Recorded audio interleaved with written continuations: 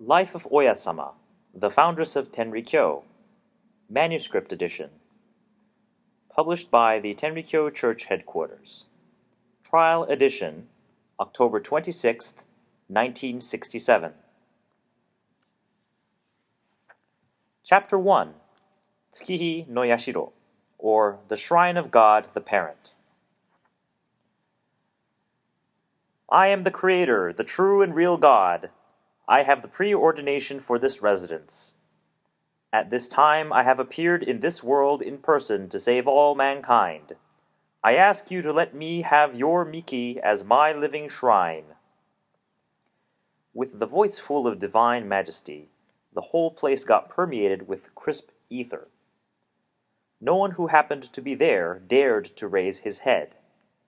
Neither Zenbei, head of the family, nor his relatives, nor even Ichibei, a shugenja, or an ascetic monk.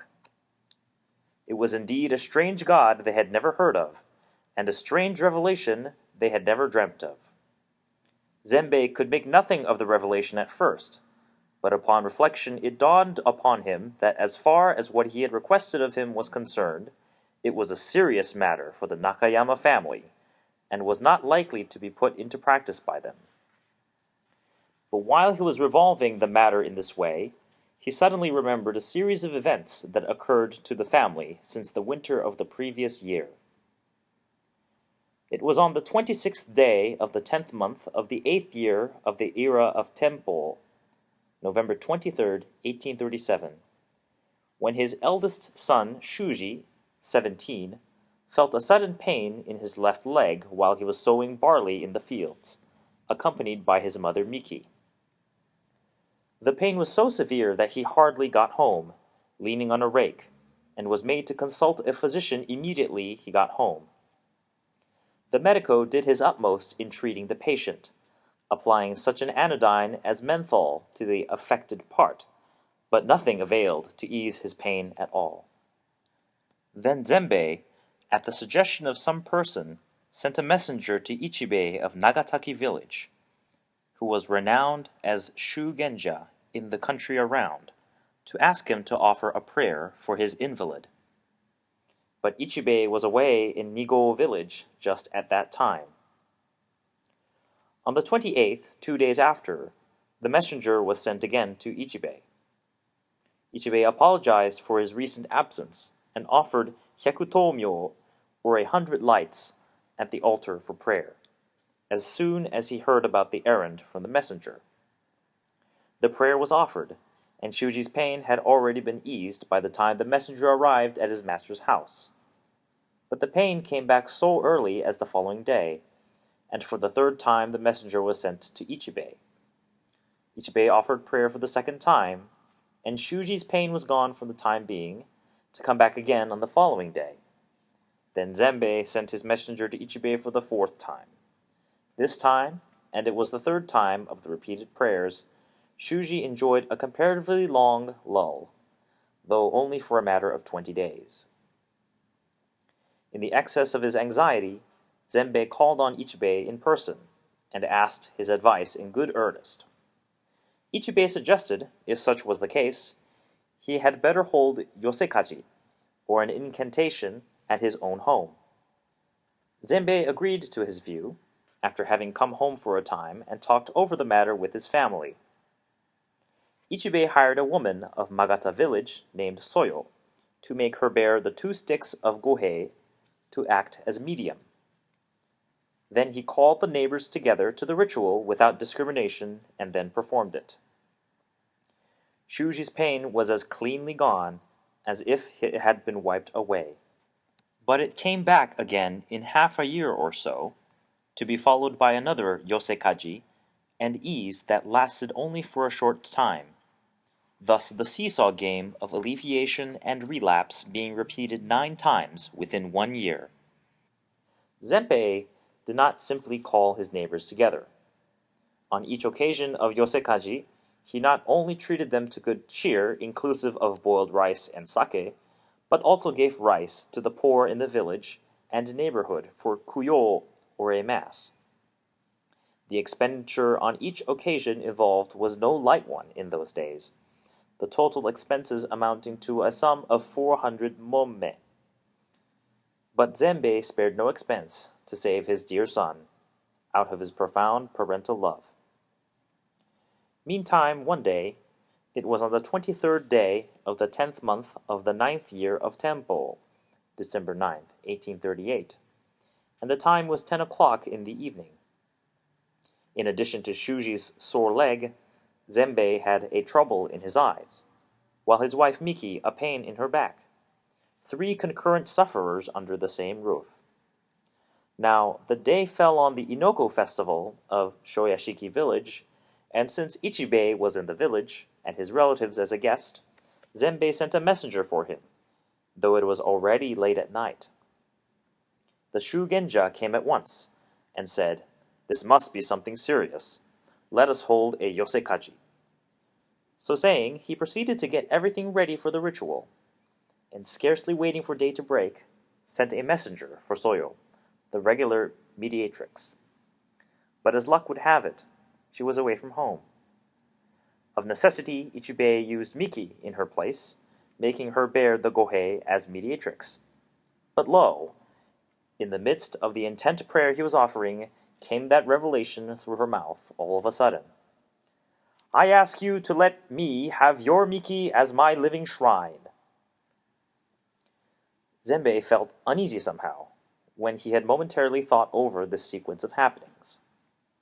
But as the wish of the original god was anything but acceptable, he concluded he had better decline it. So he said, "Though you are so earnest in your request, I am sorry I cannot accept it. For ours is a busy home, between a large family and my post in the village. Since there are many other respectable homes, I hope you will go to someone else's house, leaving ours." Ichibei seconded him, as he thus protested, he too entreating him to ascend and retire. But the original god would not listen to their entreaties, Miki's tone becoming more and more severe, and her behavior more and more vehement. Ichibei, though he was a veteran in the way of spiritualism, was utterly dumbfounded, when he had heard unexpectedly the voice of an unknown god, and that through Miki's lips, only because he had adopted her as a substitute for the usual mediatrix. The yosekaji was suspended of itself, and here the state of things took a new turn. For the company, after having asked him for some time more for giving a definite answer, withdrew from his presence, to talk the matter over among themselves. They also sent for other relatives who were not present at the scene. The company, newly joined by other relatives, continued talking over the matter, cudgeling their brains. But however long they might talk, there was no probability that anyone would prefer to obey the wishes of the original god. For the children are young, and Mr. Zenbei holds a post in the village office. How could the family get along, if Mrs. Miki, in the prime of housekeeping ability, were given to the god? Wiser it is to decline his proposal. So they said unanimously, by way of encouraging Zenbei. No doubt Zenbei knew that in that case a shadow of uneasiness would linger in him, considering the intensity of his desire. But after all, he could not bring himself to say yes, thinking of the present state of his household. So they returned to his presence, and once more begged him to relinquish his demands in chorus, entreating him to ascend at once. But they had hardly finished these words before Miki's mien underwent a complete change, and her words grew even severer than ever.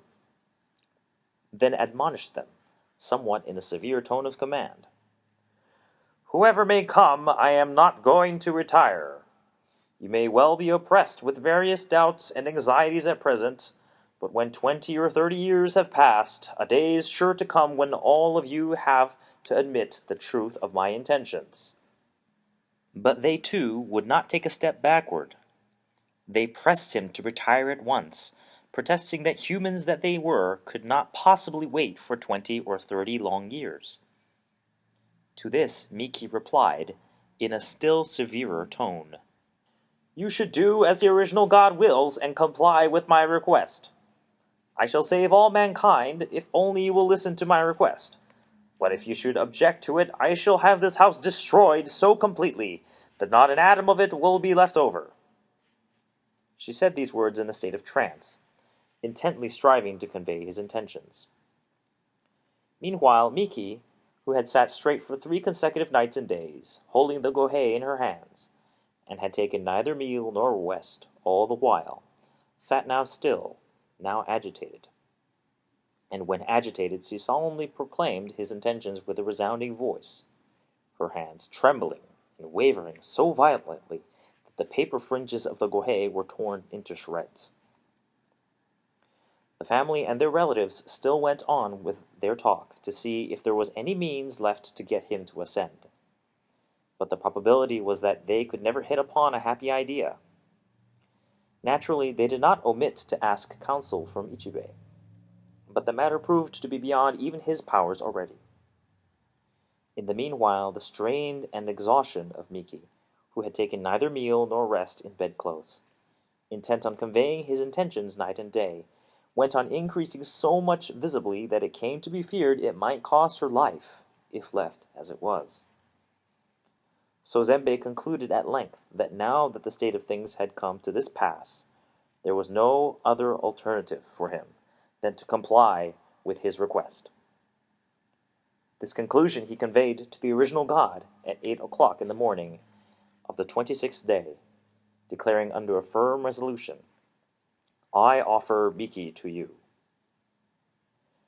At this, Miki's vehement behavior became quiet for the first time in many hours, and at that instant she was ultimately fixed upon as the shrine of God the Parent. She initiated the ultimate doctrine of saving all mankind, revealing his intentions from him abiding within her.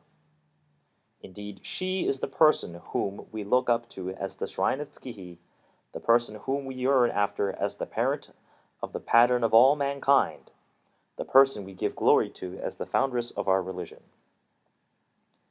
The occasion fell on the 26th day of the 10th month of the 9th year of the era of Tempo, December 12, 1838. Everything which I, the Tsukihi, think now is spoken through a human mouth, and the mind from which it speaks is divine. Listen attentively to me.